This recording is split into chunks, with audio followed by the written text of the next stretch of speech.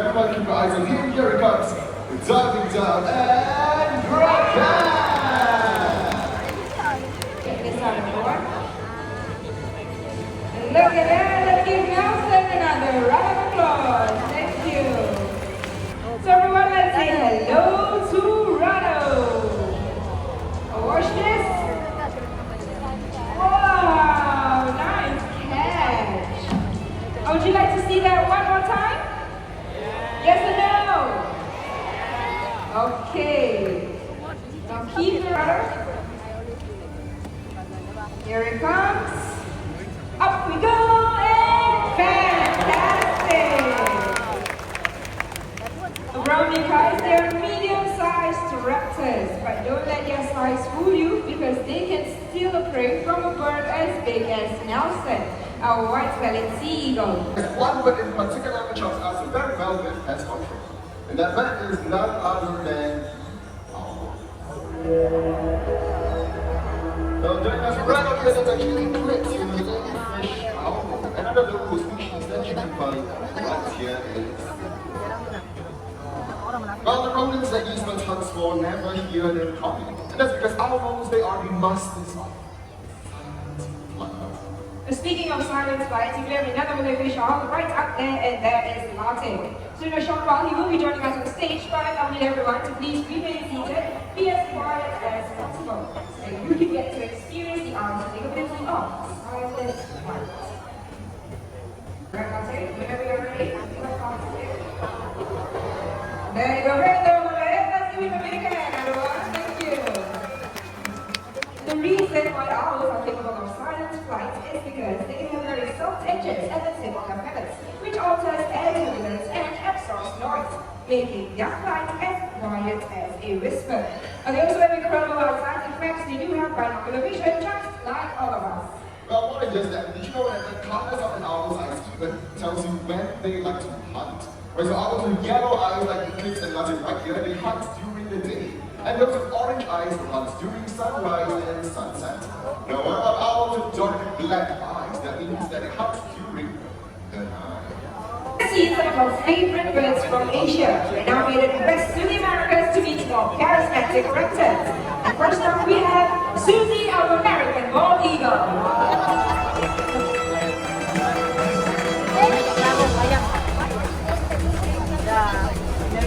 Susie here, she is over 33 years old this year.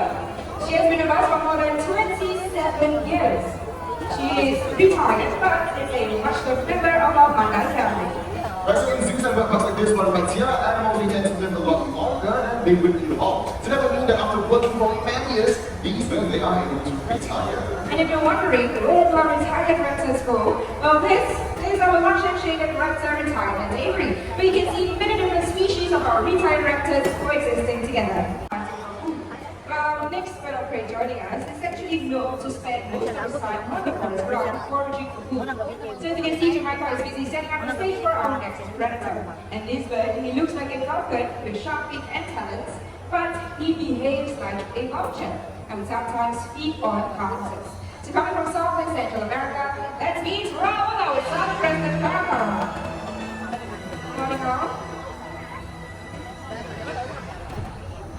Now this is an unusual bit of prey. It uses its and sharp claws to forage through the forest ground.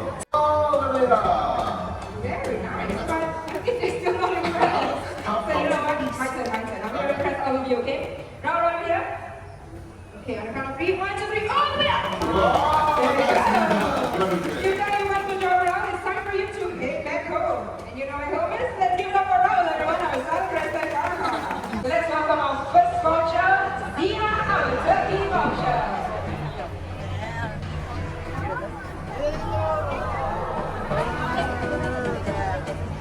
Turkey vultures, they can be found in the Americas, and they are one of the few with a finely tuned sense of smell. So that would mean that when there is a big animal like mountain vultures are usually the first ones on the scene. And that is the cue for bigger vultures before the suit.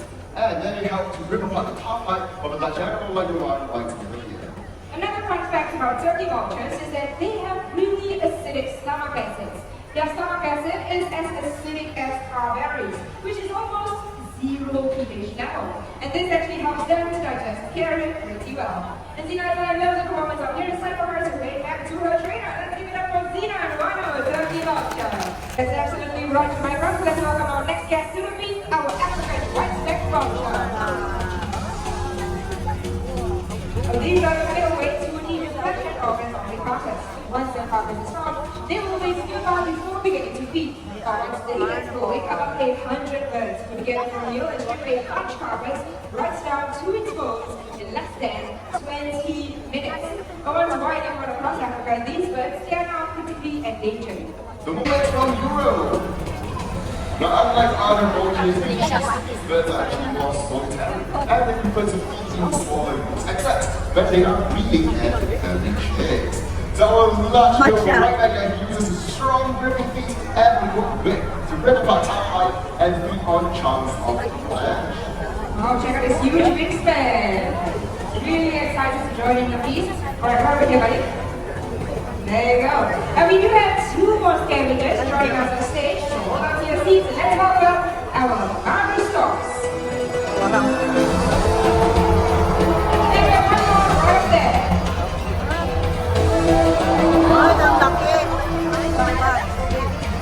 These are our American storks. They can be found in Africa. And if you take a close look at them, you'll notice that they have a dagger-like beak and a stern old man face. That's why they're also known as the old man storks. Raptors all the way.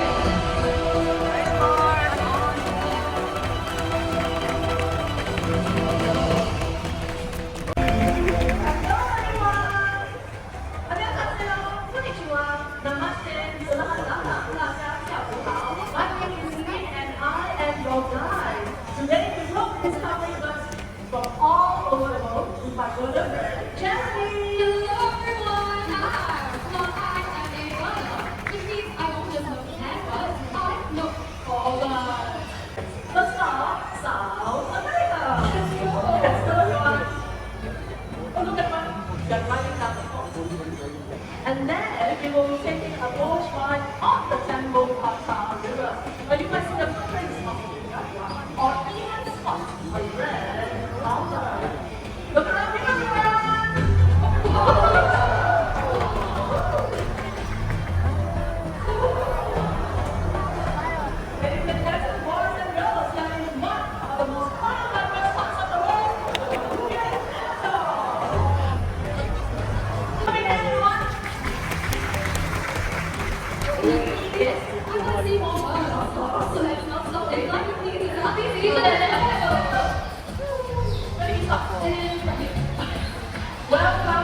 welcome to Paradise in Singapore. This is home to 3,500 birds. 3,500 birds.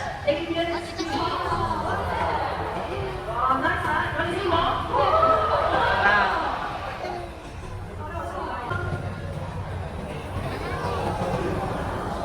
Now, with me, everyone, this is Higgins. Higgins here is our green winged macaw. Can you see the green feathers on his neck? That's how these birds get their name, the green winged macaw. And Higgins here is about 12 years old. Some foxes are easy and come in Australia and in certain parts of Indonesia.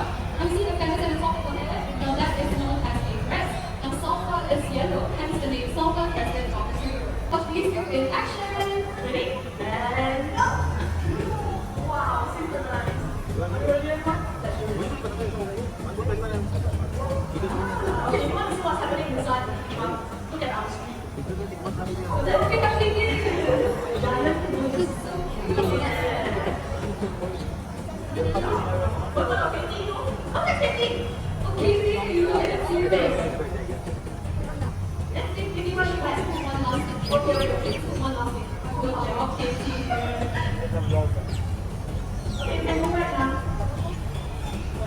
Thank you very much, Higgins. Stacy, and your wonderful trainer. Amazon parrot model. Amazon parrot. Okay, you see that? Oh, your binoculars. Listen. You ready now? Let me hear the rooster. Rooster.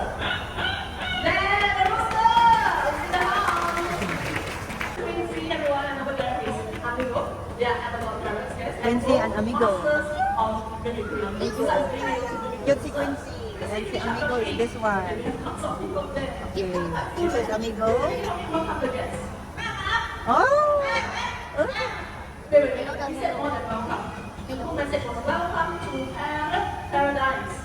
Would you like to hear that one more time? Yes or no? Yes! One time. Quincy, that was good. One more time, please.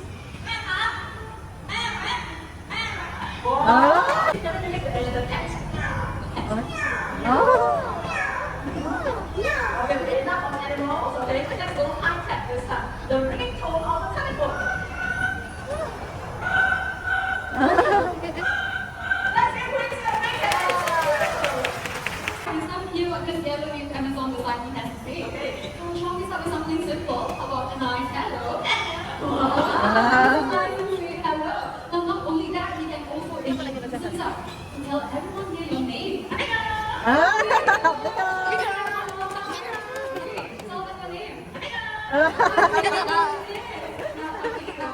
so many band here today. I'd like to greet all these nice people. Oh, the children there is asking how are you? So how are you doing today? Good? Awesome, that's nice to hear. Amigo is very talented and he can sing a very special song. That's right. So like any chance there anyone in the crowd celebrating your birthdays, just raise up your hand and anyone go and sing.